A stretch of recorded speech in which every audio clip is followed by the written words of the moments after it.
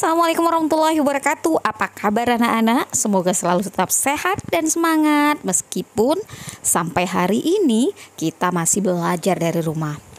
Anak-anak, kita akan kembali belajar bahasa Indonesia di 4D, belajar bahasa bersama Budian.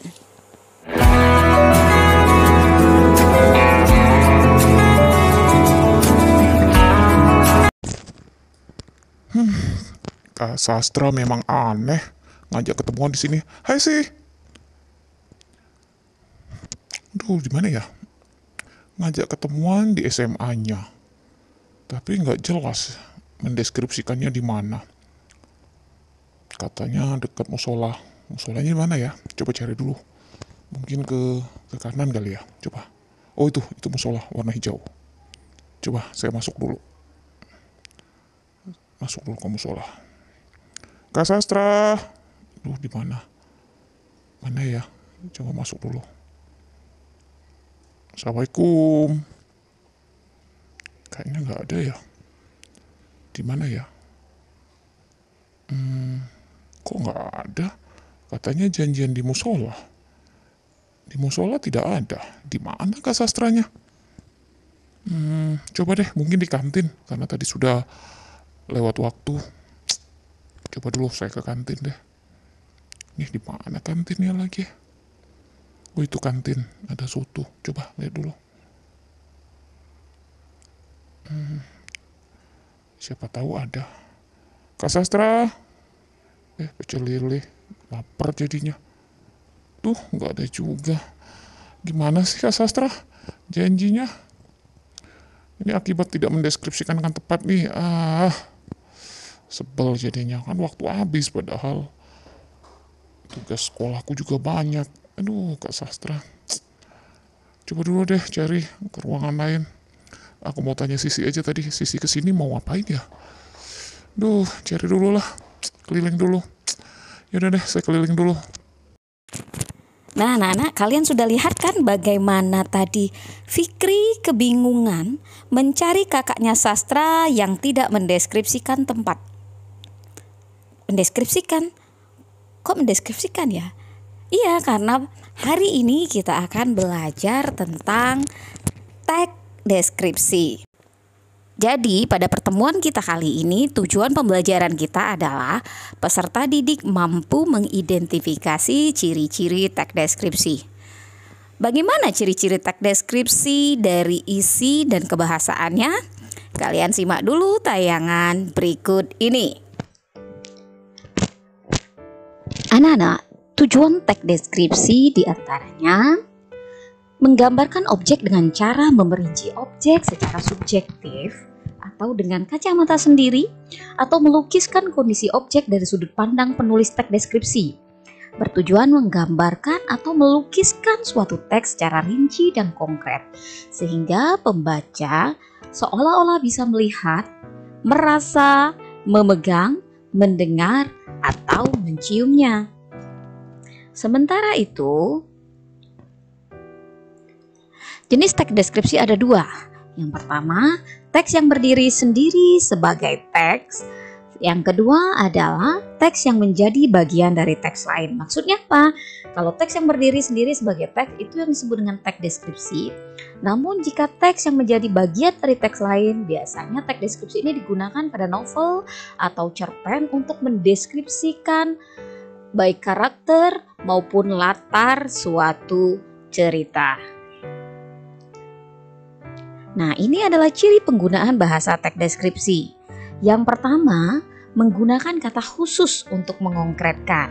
Jadi, kata-kata khusus dia untuk mengkonkretkan apa itu objeknya. Kemudian yang kedua, menggunakan kalimat rincian. Jika dia rincian itu maksudnya apa? Mulai dari kepala kalau mendeskripsikan orang, mulai dari kepala, wajah, sampai dengan kaki. Kemudian menggunakan kata sinonim dengan emosi kuat. Sinonim ingat apa itu? Ya, sinonim adalah persamaan kata dengan emosi yang kuat. Kemudian menggunakan majas untuk melukiskan secara nyata. Makanya di teks deskripsi nanti pada kaidah kebahasaan kalian akan membahas apa saja majas yang banyak digunakan di teks deskripsi. Yang kelima, menggunakan kalimat dengan melibatkan panca indera agar pembaca bisa melihat, bisa mendengar, bisa merasa, bisa meraba, dan bisa mencium objek yang dideskripsikan. Jadi kalau objeknya makanan, pembaca itu seolah-olah bisa merasakan rasa makanan itu atau bisa merasakan harumnya masakan itu, ya. Atau ketika kita mendeskripsikan tentang indahnya suara, maka pembaca itu seolah-olah bisa mendengar indahnya suara itu. Itu yang dimaksud dengan melibatkan panca indera. Kemudian menggunakan kalimat rincian bersama ya. Dan ketujuh adalah menggunakan kata ganti orang. Nah, contoh teks deskripsi di sini kalian perhatikan. Ada teks judulnya Jojo kucingku. Aku mempunyai kucing namanya Jojo. Meski tidak kupelihara dari kecil, aku sangat menyayanginya.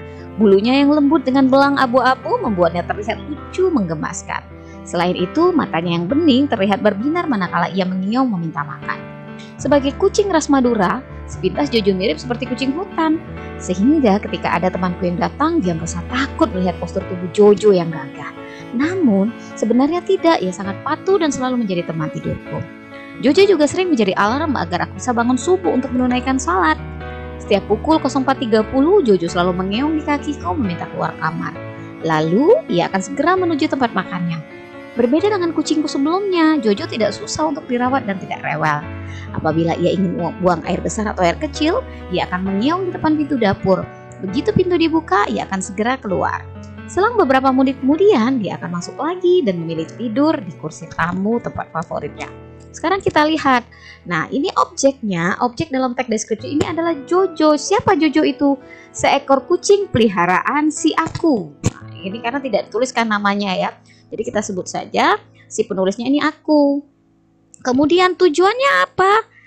Tujuan teks ini adalah menggambarkan tentang Jojo, si kucing hewan peliharaan si aku. Selanjutnya, nah di sini kalian lihat pada paragraf kedua ini adalah rincian tentang fisik dan tingkah Jojo. Sepintas mirip kucing hutan, sehingga ketika temanku datang dia melihat postur Jojo yang gagah ya.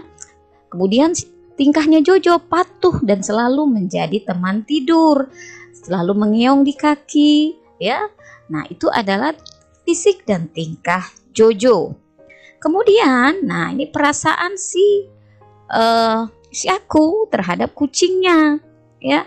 Ia sering menjadi alarm, ya, agar aku bisa bangun sholat, ya. Jadi di sini ada perasaan, di sini juga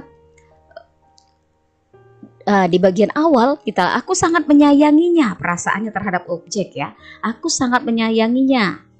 Nah, itu adalah perasaan si pemilik atau si penulis terhadap Jojo, dia sangat menyayangi Jojo.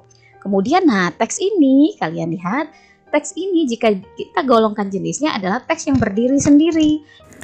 Nah, sudah disimak kan? Jadi kalian sudah mengetahui apa itu tujuan, jenis, dan ciri teks deskripsi. Nah, anak-anak, manfaat jika kalian mempelajari teks deskripsi, jika kalian memahami tentang teks deskripsi sangat banyak manfaatnya. Yang pertama, kalian akan bisa dengan tepat mendeskripsikan lokasi atau orang atau teman kalian. Tidak seperti sastra tadi ya, dia salah mendeskripsikan tempat. Kalian juga bisa mendeskripsikan ibu atau ayah kalian dengan tepat. Yang kedua, kalian bisa memanfaatkan ini bagi keahlian kalian sendiri, bagi yang suka nge-vlog, ibaratnya buat explore rumah atau ngevlog buat tentang makanan nih, seperti Siska Kol ya. Kita akan masuk ke sini, dari sini kita ke sini. Nah, itu sebenarnya bagian dari teks deskripsi. Yang ketiga, jika kalian tertarik untuk menulis cerpen atau novel, di dalam cerpen atau novel itu akan lebih indah, akan lebih kaya, akan lebih mengajak pembaca ketika kalian menyertakan teks deskripsi, mendeskripsikan latar dengan tepat, dengan baik, atau mendeskripsikan karakter tokoh dengan tepat. Dan teks deskripsi ini juga di karya ilmiah bisa ketika kalian harus mendeskripsikan data yang kalian ambil dalam tulisan. Jadi banyak sekali ya manfaat memahami teks deskripsi. Nah, sampai di sini bisa dipahami?